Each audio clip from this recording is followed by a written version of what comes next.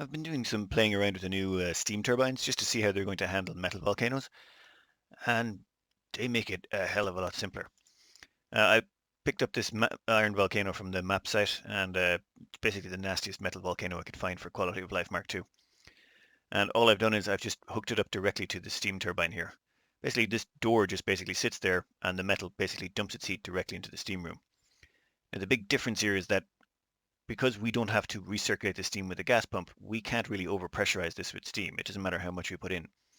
So I stuck in 1,000 kilos of water in here, and this has resulted in, well, this being stupidly easy to tame this iron volcano.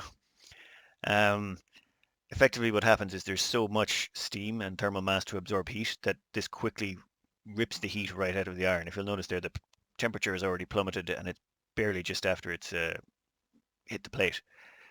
It just really is that simple right now. I'll just speed this time up a bit.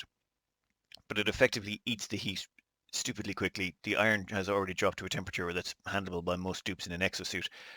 It'll basically reduce the metal cost really quickly. Now, please ignore the horrible mess here. This is just me playing around, and I haven't actually done any. This is not stress tested or anything like that. It's just a proof of concept.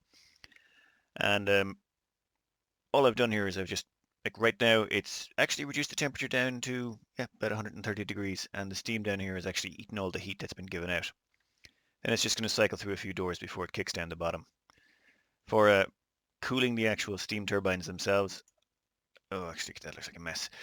Okay, please ignore the mess, but this aqua tuner cools the water down here, basically giving us a little bit of an ice box. That's hooked up with some diamond temperature shift plates here, and around the outside edge we have this loop of water.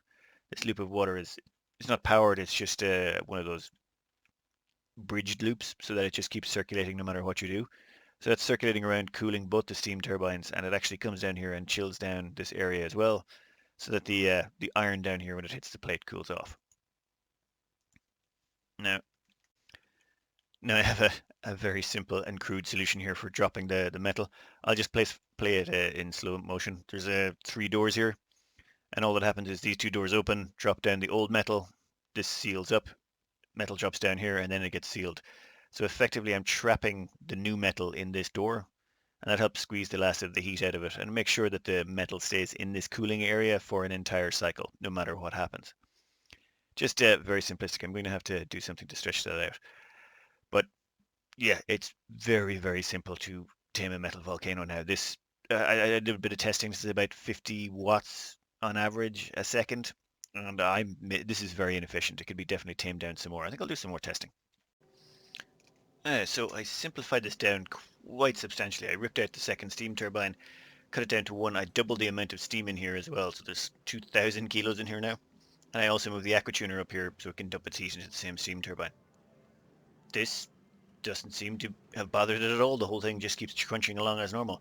This is still ugly as all hell and needs to be fixed, but I think I'll just give this a stress test for a couple hundred cycles to make sure this is solid, because it's tiny, does the job. I'll have to do a few changes here and there, but by and large these new steam turbines do quite well. Just the fact that you can dump in so much steam here to act as for thermal absorption just means you can really run these just dump an enormous amount of heat in really quickly. Actually, I think I'll add a second iron volcano just to make sure that this thing doesn't get too crazy. Oh yeah, if you like playing around in Debug, what you can do is to copy a design. Let's see, including volcanoes, you can literally just go like this, and then when you click paste, that will paste that somewhere else. That was a bad one. Let's go second. Give ourselves some space. And we want all the neutronium as well, because standards. Perfect. And then you clear the selection to get rid of the nasty grid system. You clear that selection. Also, if you want, you can copy and save something. So you can copy those, and then you can give it a name and save the selection, and it will show up down here. So I have actually saved and copied some like minor volcanoes, leaky oil fissures, iron volcanoes, gold volcanoes. However, when you paste them, they won't be the same as the one you got. For example, this is the stats on that one. This one up here will be completely different. The actual stats of a volcano just depend on its geographical location on the map. For that reason, for that reason, it doesn't really matter where you place them, or for that reason, it does matter where you place them. If you move a volcano one tile to the right or one tile up, it'll become a different style of volcano, as in it will have more outputs, which makes it slightly more difficult to deal with. Now, one thing I like to use to wall it in really tightly on one side, this actually decreases the amount of metal that can accumulate. But I'm just going to let this run for like a couple hundred cycles and see if this thing encounters any issues. Just a bit of a basic stress test before I actually get into streamlining this. Let the whole thing run there for about 150 cycles or so. Just long enough to go out and do some stuff. So from what I can see, no problems. Nothing broke, nothing damaged, no pipes burst. As far as I can tell, this thing is just simple and easy to use.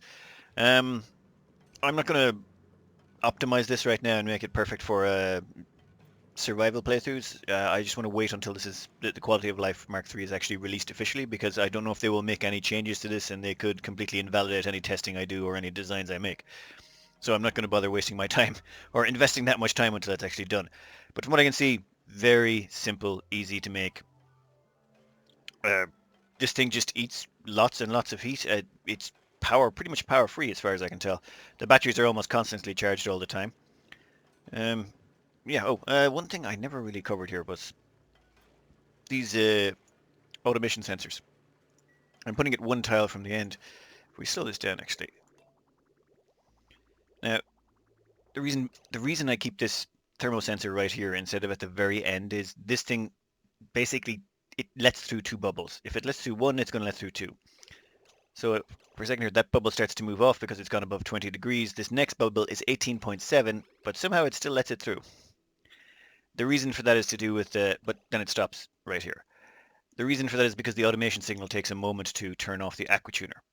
So when you're working with, well, one of these little simplistic cooling loops, if you're going to be using it directly to the aquatuner, you have to account for that one bubble slipping by every time, which is why this is where I have my thermal shift plate, and this is where all the heat that I'm pulling out of this whole area, out of the steam turbine and out of the iron, it first hits here. All that hot water is coming back in this direction, which means it transfers more heat in here. It just ensures that none of this overheats. For example, this definitely gets above 20 degrees before it passes on, which is exactly what I want.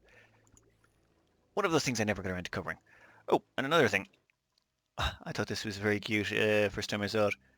If you turn off the volume, you get a little crying dupe there. He's not happy. They want you to leave the volume on.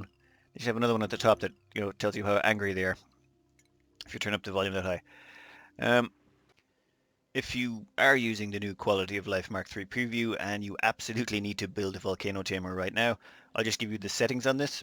You'll have to figure out how to implement this in a survival playthrough, of course, but if you can, the settings are, for this one, it's 0% and actually it's easier if I just play this through. That's probably the simplest thing. Basically, these two bottom doors open at midnight. This bottom one only opens for 0.5%, this middle one opens for 3%. What this means is we drop out any metal that's already trapped in there. Then the bottom door closes, because it's set to only 0.5%, remember, and then this top door opens % later. That drops the iron down here in the middle. The reason we're dropping it here in the middle and then trapping it is when we close this door, it seals the iron inside, and this helps actually with thermal transfer as well.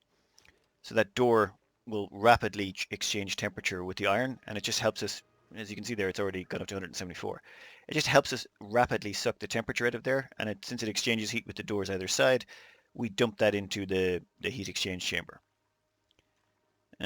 All the rest of the iron drops at the bottom. In fact, this bottom mechanized airlock, what did I make it out of again? I made this out of iron ore because its thermal conductivity is so terrible. I actually wanted less heat going into this door.